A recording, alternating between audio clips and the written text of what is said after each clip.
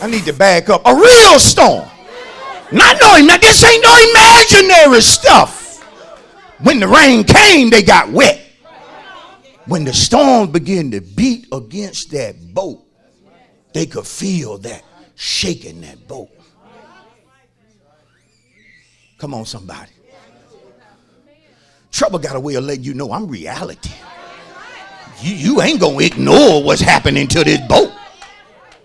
But let me tell you something. See, we can't be like some church folk to where they simply ignore trouble. They think faith is not dealing with it. It ain't there. Oh God, that ain't upset nobody. That's when the lights get cut off. That's when the car get repossessed. That's when your check gets debited or, come on, garnished. I had a person tell me years ago, pal, they garnished my check. But I was believing God that it wasn't going to happen. Pastor, I don't know how they was able to do that. I said, I'll tell you. I said, I know how they was able to do it. They sent you certified letter after certified letter that you refused to respond to. They showed up in court in person by way of letter, put a judgment against you. You no-show. They got the victory. You ignored the problem. God didn't tell you to ignore the problem. He said, in all your ways, acknowledge me, and I will direct your path. I'll show you what you need to do. I'll show you how you need to handle this. See, sometimes you pray, then God speak through the prophet. Then you know the prophet spoke because you prayed. Somebody dealing with something now. That's reality. That ain't a figment of your imagination. The marriage is really going through something.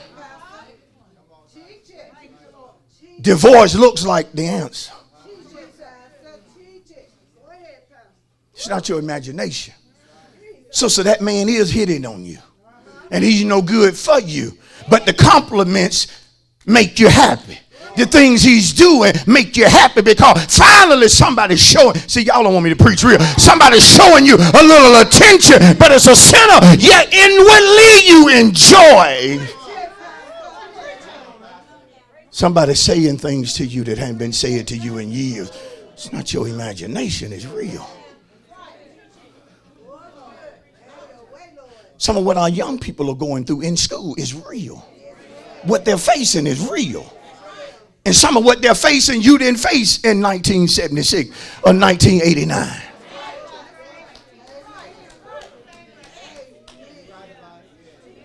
Am I right about that? You can't raise your child just shushing them off.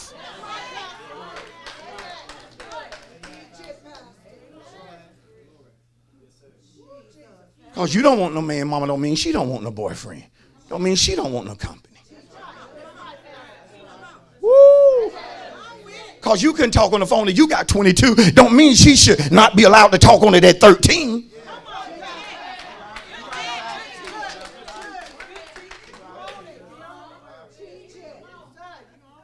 You got to deal with stuff.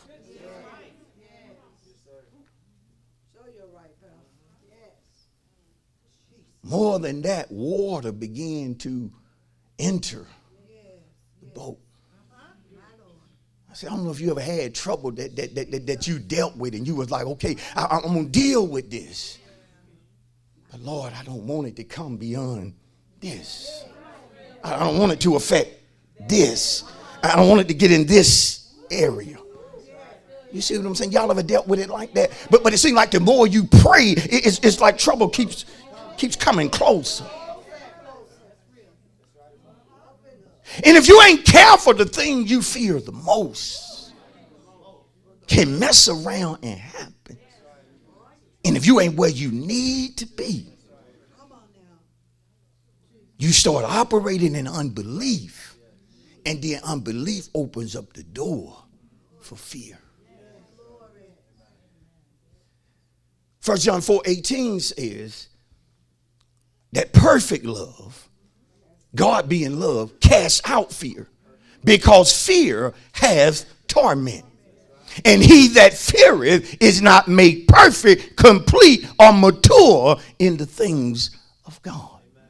So when you operate in unbelief, if you open up the door for the spirit of fear to come in, 1 John 4:18 tells us that fear involves, listen to me, torment. The word, one of the words he's using for torment is punishment. See, when you allow the spirit of fear to begin to control you, you're going to be punished. Woo. That means you need to rest. But since you're being punished, you can't get good sleep because you're worrying about the trouble. See, that's real right there. That's real right there. Can I break it even down a little bit more?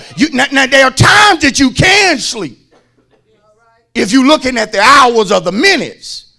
Yet when you wake up, it's as if you've been fighting in your sleep and your body feels like you hadn't got the rest that you need.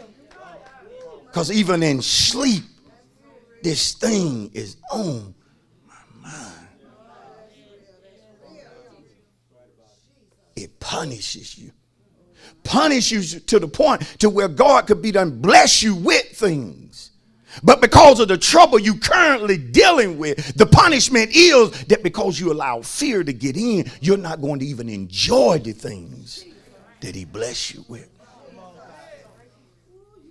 That means you can have the car, but if you fear the payment, if you fear the maintenance, you can drive it, but you'll drive it fearful.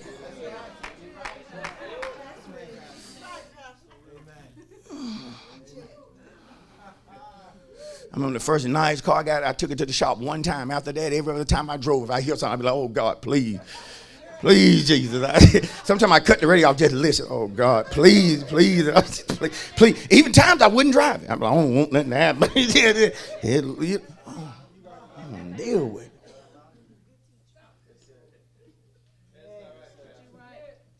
You'll have your house too fearful to finish certain rooms. You said when you got it, this was going to be this right here, and this was going to be this right here, and you were going to do this right here. You ain't doing nothing. And the motivator is fear. Ooh, hey.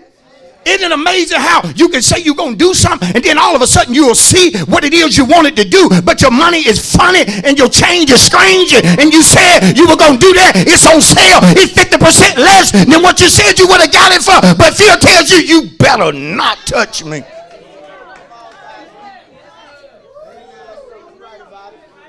And so the room stays unfinished, not because you didn't see what needed to go in there, but fear was a motivator that told you don't go near it.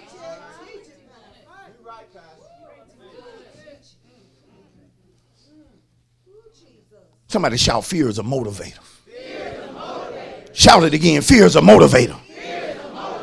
A motivator is something that provides a reason or stimulus to do something. A motivator. Something that provides a reason or a stimulus for doing something. And see, sometimes as saints, we fix stuff up. Why didn't you do it, brother? Well, I just feel like, God is, he preparing me, And so he let me know it's near. It's near. It's near. It's near. It's almost that time. It's almost that time. Brother, I heard you say a couple years ago you about to be better to your wife than you ever been with her all the years that you married to, or one going to equate the last 2 years of you blessing her and being good to her and taking her places and showing her things. And all the brothers are quiet. I don't know. Brother, did you ever do that for her? Did you ever? Yeah. See, Pastor, see, life is true. Sometimes, Pat, you know what I'm saying.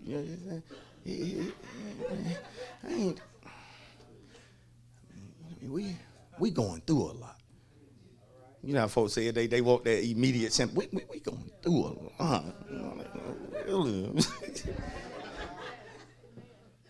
But see, when you biblically examine it, sometimes fear is the motivator for why we say it what we say it. Why we did what we did. I'm trying to get you to see when Jesus was in a good sleep, they woke him, but the motivator was fear. Asking him something they never should have asked him. Doest you not care that we are perishing? When fear grips you, it'll convince you that God doesn't care about you. Doesn't care about what you're going through. Doesn't care about what your child going through. And they asked him, notice this. They asked him, teacher, verse 38, do you not care that we are perishing?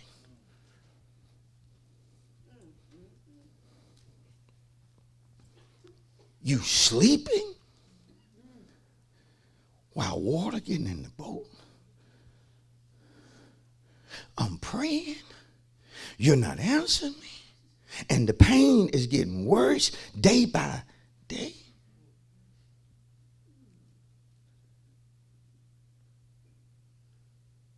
Lord, I thought by now certain things would have happened. I expressed that to you. And now I fear that it may never happen.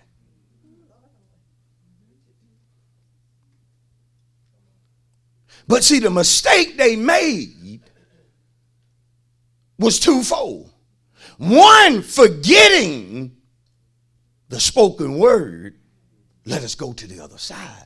Two, making a choice not to believe. Did y'all hear that? Because the devil cannot make you not believe. We give the devil too much credit. We give demons too much credit. We even give evil folk too much credit. A person can't make you enter into a place where you don't believe God. Somebody shout, it's a choice. Somebody shout, it's a choice. I know trouble is here, but whatever you're going to live by, it's a what? It's a choice. It's a decision. And when they chose unbelief or doubt, it opened the door for fear. Fear was the motivator of them waking Jesus with such an accusation. Now you know he says in Matthew 18:18 that whatever you bind on earth shall be bound in heaven, and whatever you loose on earth shall be loosed in heaven. They had authority. Woo! See, y'all didn't like that. Some of you looking at me stone faced when I said that. They had authority as disciples of Jesus. They had authority. That's when he told them, whatever you bind, whatever you loose. But instead of using their authority, they wanted him to do everything. Because some of us, instead of using our authority, we sit back and do nothing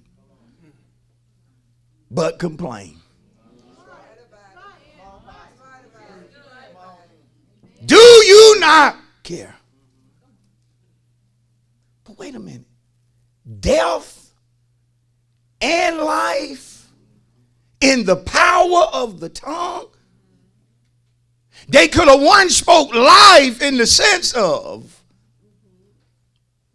we going to the other side if we got to go through this storm. Secondly, they could have spoke death, because death means the end. See, we shouldn't speak death as it relates to saying things contrary to the will of God. But we can use our mouth to put an end to things in a season where God said this should be over. Then you use your tongue. Why this ain't over? Some of it ain't over because you ain't used your tongue to speak death, to decree the end.